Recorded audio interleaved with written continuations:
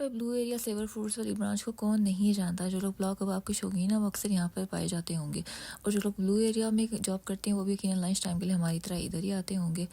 तो खैर ख्याली पुलाव बना बना के, क्योंकि मैं थक चुकी थी, मुझे आज फॉर रियल पुलाव कबाब खाना था। तो इसलिए जी लंच टाइम के लिए मैं तो यहाँ पे आ गई हूँ पुलाव कबाब खाने के लिए। तो डे टाइम में वर्किंग डेज में यहाँ पर इतना रश होता नहीं है, लेकिन अगर आप वीकेंड्स पे आएंगे तो यहाँ पर तिल रखने को जगह नहीं होगी। यूजली हम लोग यहाँ पर 700 रुपीज़ वाली जो प्लेट है ये ऑर्डर करते होते हैं, जिसमें 3 चिकन पीसीज होते हैं, 2 शामी कबाब होते हैं और साथ में चावल और ज़ीरा रायता और सलाद तो होता ही होता है।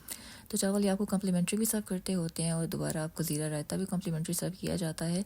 तो कोल्ड ड्रिंक की जगह जी हमने मिंट मार्गरीटा ऑर्डर किया था, क्योंकि बाहर बहुत गर्मी थी। तो 10 से 15 मिनट के अंदर अंदर ये आपकी प्लेट आपको सर्व कर देते हैं विद सलाद एंड ज़ीरा रायता। ज़ीरा रायता कम्प्लीमेंट्री आपको साथ में दोबारा सर्व कर देंगे। तो मीट मार्गरीटा आने में क्योंकि अभी टाइम था, इसलिए मैंने सोचा तब तक की तरह मैं अपने ये स्टैटिक क्लिक्स कैप्चर कर लूँ ना। तो 15 से मज़ीद 20 मिनट लगे थे, हमारा मीट मार्गरीटा हमें सर्व हुआ था। तो ये भी काफ़ी मज़े का था। अगर आपने कुछ ना भी खाना हो तो आप यहाँ पर पीना कोलाडा पीने के लिए आ सकते हैं या मीट मार्गरीटा भी पी सकते हैं। तो लंच के बाद हमने बाहर बैठ के वर्क डिस्कशन की थी। तो वर्क रिलेटेड डिस्कशन कंप्लीट हो गई, तो मेरे हस्बैंड साहब तो अपने काम से चले गए थे। तो भाई मैं ना तुम लोगों को आज इंट्रोड्यूस करवाती हूँ इस लफोलजी मम्मी डैडी कैफ़े से। तो इनकी F11 वाली ब्रांच में अक्सर मैं जाती रहती हूँ, लेकिन भाई जो लोग नहीं जानते ना, मेरे कहने पे ना एक दफ़ा इनकी इस वाली ब्रांच में आओ। तो भाई जो लोग आते रहते हैं इस जगह पे, मैं उनसे बात नहीं करी। भाई जो लोग नहीं आते होते हैं मेरे कहने पे ना, तुम लोग इस जगह पे ज़रूर विजिट करना। तो एंटर होते साथ ही आपको ऐसी एक अमीरों वाली फीलिंग आती है ना, ऐसी कोई अच्छी प्लेजेंट सी वाइब आती है ना, ग्लोइंग फेसेस देखने को मिलते हैं। तो मेरी तरह जो लोग मीठा लवर हैं, जो लोग स्वीट टूथ रखते हैं, उनके लिए दिस प्लेस इज़ हेवन। अंदर इस टाइम काफ़ी रश था, क्योंकि जो लोग ऑनलाइन काम करते होते हैं वो अपने लैपटॉप्स वगैरह ले आते होते हैं, फिर यहाँ बैठ के काम करते होते हैं। तो मैं तो बाहर बैठी थी और वेटर भाई ने एयर कूलर भी ऑन कर दिया था। मेरे हाथ से मेन्यू कार्ड उड़ के जा रहा था कि बाजी अभी आप पुलाव चख के आई हैं, तो बराए मेहरबानी यहाँ से कुछ हैवी ऑर्डर करने की बिल्कुल भी ज़रूरत नहीं है, क्योंकि 25 से 30 किलो वज़न दोबारा कम करना ना बड़ा औखा काम है। और बात भी सही है भाई, मैं टू बी ऑनेस्ट बताऊँ ना, वेट रिड्यूस करना वाकई बहुत मुश्किल काम है, और अब तो मेरे बस की मुझे लगती भी नहीं है। मैंने वेट रिड्यूस किया हुआ है, तो बस अब मैं इसको मेंटेन रखूँगी इंशाल्लाह।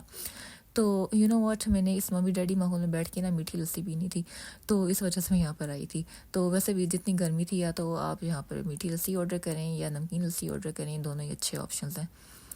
तो वेटर भाई साहब जो हैं आ गए थे, तो उन्होंने मुझे डिफरेंट ऑप्शंस भी बताए थे। यहाँ पे सीजनल फ्रेश जूसेस के भी ऑप्शंस थे, डिटॉक्स वाटर के ऑप्शंस थे, लेकिन मुझे वो पीना नहीं था। और टिशू बास्केट भी वेटर भाई ने सर्व की थी कि जब तक जी आपकी मीठी लस्सी सर्व होती है, तब तक जो है ना आप या तो ऐसे बैठ के ना टिशू को देखें या सामने से बिल्डिंग को देखें। तो खैर मैं बोर हो रही थी, मैंने अपने यहाँ पर लेडी टॉम क्रूज वाले एस्थेटिक लुक्स, सन किस्ड लुक्स कैप्चर करने की कोशिश की है। तो 20 से 25 मिनट बाद जो है जी मीठी लस्सी भाई साहब ने सर्व की थी। ये मीठी लस्सी बहुत मज़े की थी, यू नो ये इतनी महंगी भी नहीं थी, और टैक्स ऐड करके भी इट वाज अराउंड 300 रुपीज़। 2 बंदे भी अगर इसको ऑर्डर करेंगे तो आपका बिल टैक्स ऐड करके भी अराउंड 600 रुपीज़ ही बनेगा। तो खैर बाहर बैठ बैठ के मैं बोर हो रही थी और शाम हो गई थी, तो शाम को ही मेरे हस्बैंड साहब वापस आ गए थे। तो कुछ देर हम बाहर बैठे थे, उसके बाद फिर शाम के इस टाइम तक अंदर से रश काफ़ी हद तक कम हो चुका था, तो हम अंदर चले गए और अब मीठी लस्सी पीने की बारी मेरे हस्बैंड साहब की थी। मैंने सोचा भाई फिर मैं क्यों ऐसे बैठूं, मैंने भी फ्रेश लाइम ऑर्डर कर दिया था। तो जब तक जी हमारा ऑर्डर सर्व हो रहा था, 15 से 20 मिनट रहते थे, तो मेरे हस्बैंड साहब को शरारतें सूझ रही थी। तो आप उम्र के जिस भी हिस्से में हो ना, तो आपके अंदर का बच्चा हमेशा ज़िंदा रहना चाहिए, हमेशा जवान रहना चाहिए आपको। तो खैर वेटर भाई साहब ने फिर से हमें टिशू बास्केट ये सर्व कर दी थी कि ऑर्डर जब तक सर्व होता तुम लोग ये देखो बैठ के। तो खैर 15 से 20 मिनट तक ये हमारा ऑर्डर हमें सर्व हो गया था, और बिल ऐड करके टैक्स ऐड करके भी हमारा ये टोटल जो है 700 रुपीज़ था, अराउंड 700 रुपीज़ था। तो ऐसा तो हो नहीं सकता कि समिया मैडम किसी फैंसी रेस्टोरेंट जाएं और वहाँ से कोई फैंसी कोई अच्छी चीज़, मज़े की मीठी चीज़ ट्राई ना करें, कोई डिज़र्ट ट्राई ना करें, ये नहीं हो सकता। तो मैंने अपने लिए फर्स्ट ब्राउनी पैक करवाई थी कि घर जाके आराम से कॉफ़ी बना के ना ये खा लूँगी, लेकिन मुझसे रहा नहीं गया। मैंने वहीं अपना पार्सल बॉक्स ओपन किया और फर्स्ट ब्राउनी खा ली। It was too good. इतनी महंगी भी नहीं थी, इट वॉज़ फॉर 300 रुपीज़।